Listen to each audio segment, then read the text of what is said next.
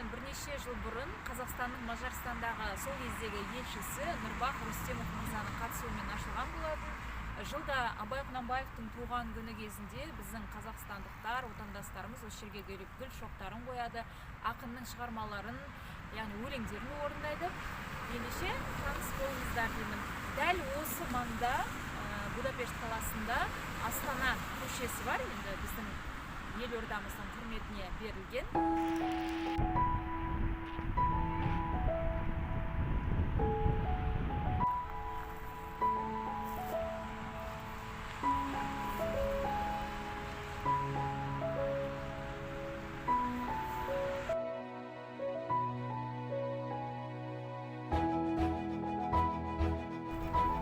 Достар, тағы да сәлем. Мінекей өздеріңіз көріп тұрғандай, алыста Абай Құнанбаевтың бюсті тұр. Мен қазір Астана көшесінің бойында келе жатырмын. Негізі көптен бері осы ойымда жүрген дүние болатын, сіздерге Будапешттегі Астана көшесін көрсету.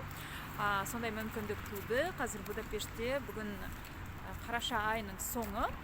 Күн осындай жылы керемет болып тұр.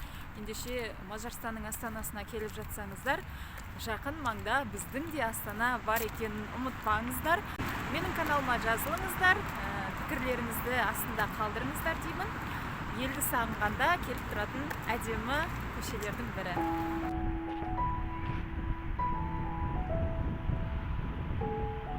Біздің Астана көшесінің маңында осындай әдемі жерлер бар.